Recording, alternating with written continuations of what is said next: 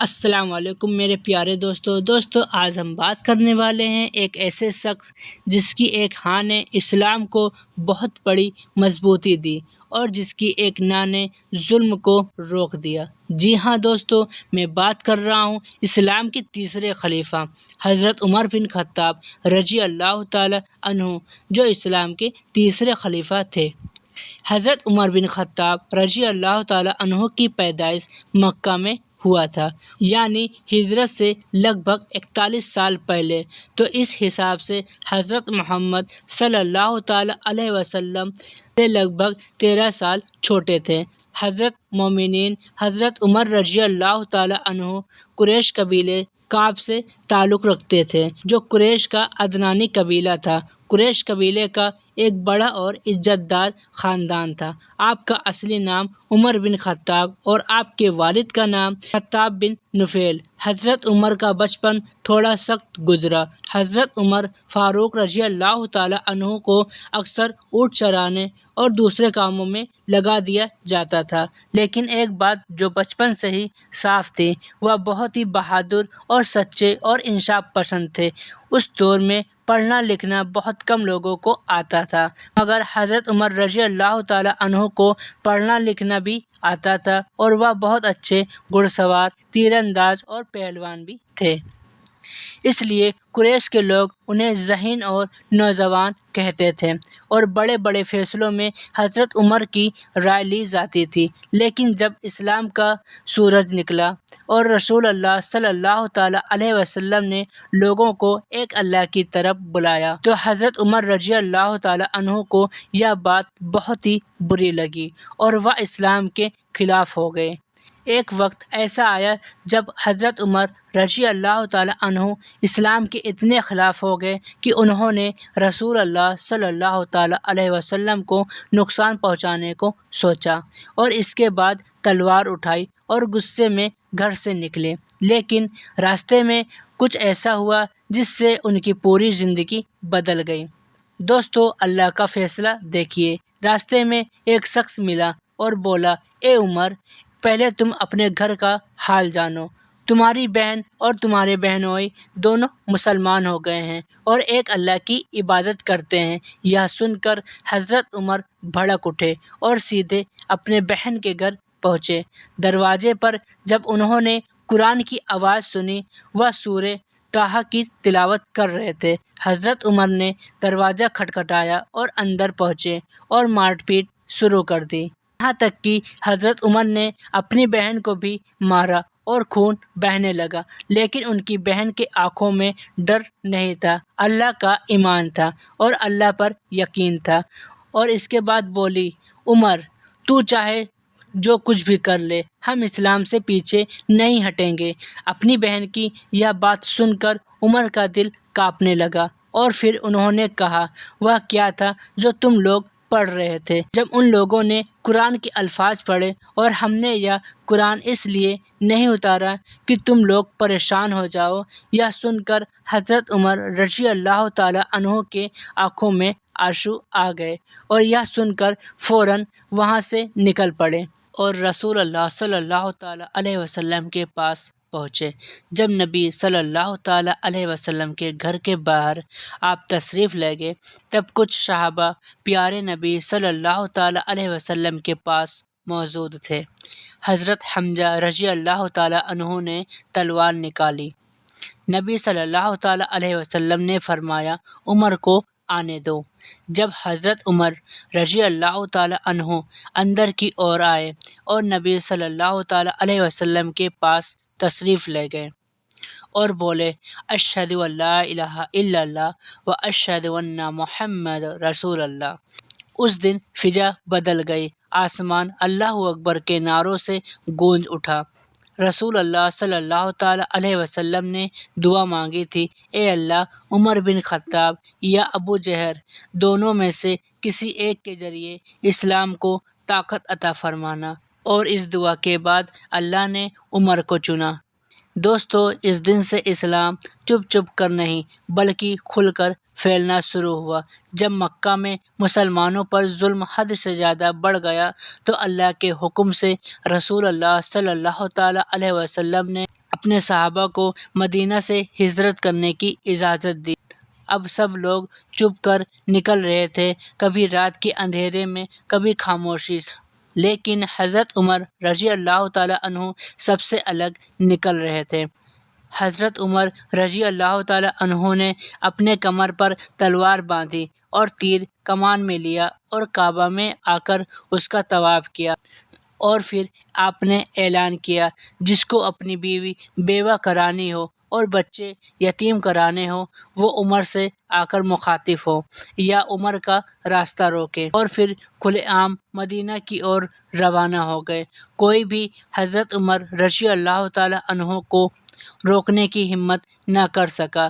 مدینہ میں بھی عمر رضی اللہ تعالیٰ عنہ نے اسلامی سماج کو مضبوط کرنے کا اہم رول نبھایا اور مسجد نبوی کی تعمیر میں حصہ لیا۔ ہر مشکل میں نبی صلی اللہ تعالیٰ علیہ وسلم کے ساتھ کھڑے رہے، ہر مشکل میں نبی صلی اللہ تعالیٰ علیہ وسلم کے ساتھ کھڑے رہے اور ہر لڑائی میں آگے کی صف میں کھڑے رہے۔ حضرت عمر رضی اللہ تعالیٰ عنہ نے جنگ بدر، جنگ خندق اور جنگ خیبر جیسی تمام جنگیں میں حصہ لیا۔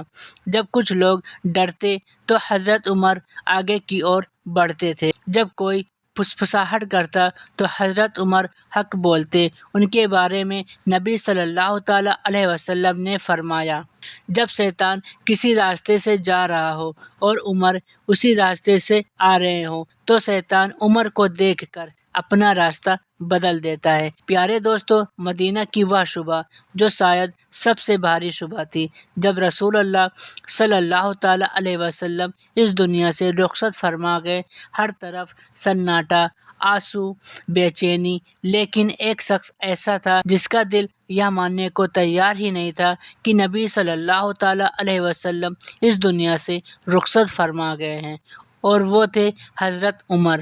اور حضرت عمر نے کہا، جو شخص کہے گا کہ نبی صلی اللہ تعالیٰ علیہ وسلم دنیا سے رخصت فرما گئے ہیں، میں اس کو قتل کر دوں گا۔ جب نبی صلی اللہ تعالیٰ علیہ وسلم کی رخصت کی خبر پہنچی تو آپ عمر رضی اللہ تعالیٰ عنہ غصے اور صدمے میں مسجد میں کھڑے ہو گئے۔ انہیں یقین نہیں ہو رہا تھا اور تلوار نکال کر بولے، جو شخص کہے گا کہ محمد صلی اللہ تعالیٰ علیہ وسلم اس دنیا سے رخصت فرما گئے ہیں، میں اس کے گردن کو تن سے الگ کر دوں گا۔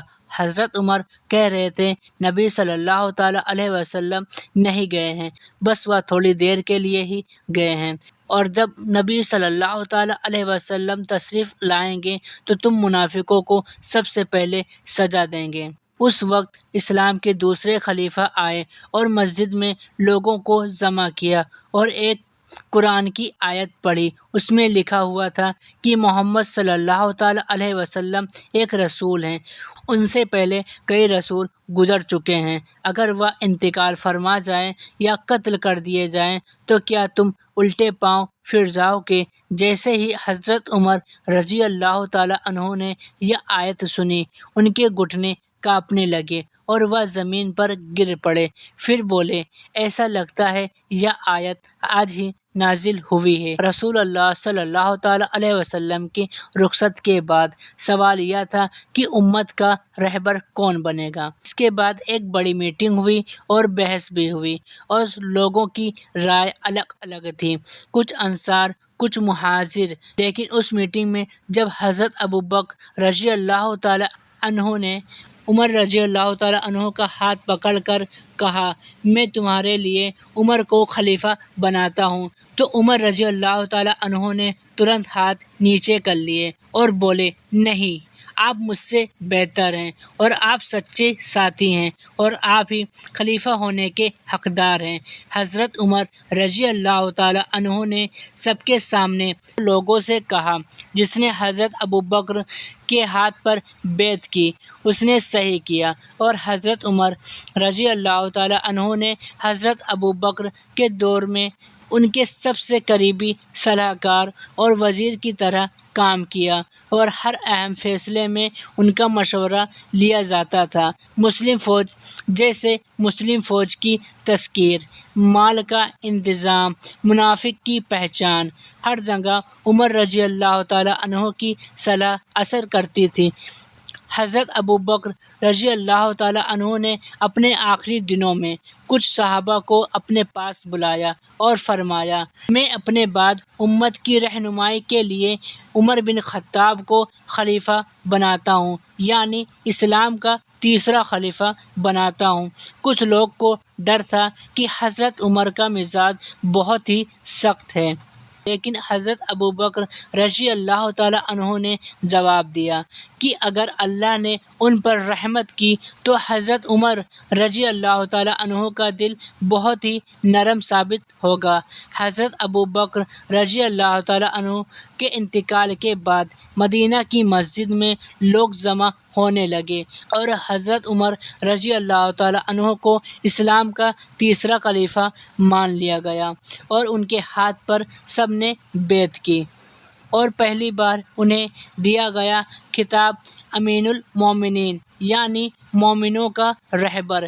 خلافت کو سنبھالتے ہی حضرت عمر نے کہا، اگر فرات کے کنارے اگر اونٹ بھی بھوکا مر جائے تو عمر اللہ کے سامنے جواب دہ ہوگا، اور اپنے ہاتھوں سے غریبوں کو کھانا کھلایا، اور آپ رات کو بھیس بدل کر گشت کرتے، ظلم اور ناانصافی کو بالکل جڑ سے مٹا دیتے۔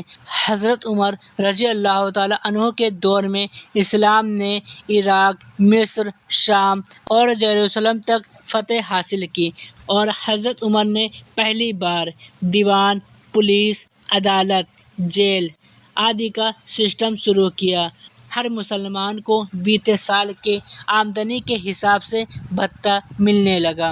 ایک بار کی بات ہے، ایک آدمی نے حضرت عمر رضی اللہ تعالیٰ عنہ سے کہا، میں تمہارے خلاف قاضی کے سامنے کیس کروں گا۔ حضرت عمر رضی اللہ تعالیٰ عنہ بولے، ضرور کرو، اسلام میں سب برابر ہیں۔ حضرت عمر کے دور میں سب لوگ بے خوف ہو کر مسجد میں نماز پڑھتے تھے، عورتیں بازار میں اکیلے جاتی تھیں، بچے رات کو بے خوف کھیلتے تھے، اور دشمن بھی کہتے تھے عمر کا دور سب سے اچھا اور سکون والا دور ہے۔ حضرت عمر رضی اللہ تعالیٰ عنہ مسجد نبوی میں فجر کی نماز پڑھا رہے تھے، صفیں سیدھی تھی، لوگ خاموشی سے اللہ کے سامنے کھڑے تھے اور امامت حضرت عمر رضی اللہ تعالیٰ عنہ کر رہے تھے۔ انہوں نے تکبیر کہی، اللہ اکبر۔ تبھی اندھیرے میں ایک مجوسی آیا، اس کا نام تھا ابو لولو فیروز۔ وہ ایک آگ کا پجاری تھا جو مسلمان نہیں تھا۔ اسے عمر رضی اللہ تعالیٰ عنہ کا انصافی نظریہ پسند نہیں تھا۔ اس نے 2 دھار والا ایک زہریلا خنجر تیار کیا اور فجر کی نماز کے بیچ حضرت عمر رضی اللہ تعالیٰ عنہ پر حملہ کر دیا۔ حضرت عمر بری طرح سے زخمی ہو گئے اور خون بہتا رہا اور وہ وہیں پر گر گئے۔ زخمی حالت میں بھی سب سے پہلا سوال جو انہوں نے کیا وہ کیا تھا؟ وہ یہ تھا کہ لوگوں نے نماز پوری کر لی یا نہیں؟ تو لوگ بولے، جی ہاں امین المومنین، ہم سب نے نماز مکمل کر لی ہے۔ اور اس کے بعد آپ نے فرمایا، جس کا نماز میں حصہ نہیں اس کا اسلام میں کوئی بھی حصہ نہیں۔ پھر انہیں گھر لے جایا گیا۔ ڈاکٹر نے پوری کوشش کی لیکن زخم بہت ہی زیادہ گہرا تھا۔ انہیں دودھ پلانے کی کوشش کی گئی لیکن دودھ باہر گھاؤ کی اور سے نکلنے لگا۔ تب لوگوں نے سمجھ لیا کہ اب وقت بہت ہی قریب ہے۔ اس کے بعد حضرت عمر رضی اللہ تعالیٰ عنہ نے پوچھا، کیا مجھے رسول اللہ صلی اللہ تعالیٰ علیہ وسلم اور حضرت ابوبکر رضی اللہ تعالیٰ عنہ کے پاس دفنانے کی اجازت ہے؟ تو محمد صلی اللہ تعالیٰ علیہ وسلم کی بیوی سے اجازت لی گئی، اور جب اجازت ملی تب حضرت عمر رضی اللہ تعالیٰ عنہ کی آنکھوں میں آنسو جھلک پڑے، اور آپ نے فرمایا مجھے اس بات کا کوئی فرق نہیں کہ میں ایک خلیفہ تھا، بس مجھے امید ہے کہ اللہ مجھے معاف کر دے گا۔ 3 دن آپ زخموں سے لڑتے رہے اور اس کے بعد آپ نے شہادت پائی۔ انہیں وہیں پر دفن کیا گیا جہاں رسول اللہ صلی اللہ تعالیٰ علیہ وسلم اور حضرت ابوبکر رضی اللہ تعالیٰ عنہ کی قبر مبارک موجود ہیں۔ حضرت عمر کا نام آج بھی انصاف کی ایک مثال ہے۔ ان کا دور اسلامی تاریخ میں سب سے سنہرا دور کہلاتا ہے۔ آج کے دور میں کسی بادشاہ میں یہ دیکھنے کو نہیں ملتا، لیکن دنیا میں صرف ایک ہی بادشاہ تھا جو رات کے وقت گشت لگاتا اور بچوں کے رونے پر رو دیتا تھا، اور اس کا نام ہے حضرت عمر رضی اللہ تعالیٰ عنہ۔ دوستو، اگر آپ کو ہماری یہ ویڈیو پسند آئی ہے تو ہماری ویڈیو کو ایک لائک کریں اور ہمیں کمنٹ میں ضرور بتائیں کہ آپ کو یہ ویڈیو کیسی لگی ہے۔ دوستو، اگر آپ چاہتے ہیں کہ آپ کو اس طرح کی ویڈیو روز ملتی رہے تو ہمارے چینل کو پلیز سبسکرائب کریں۔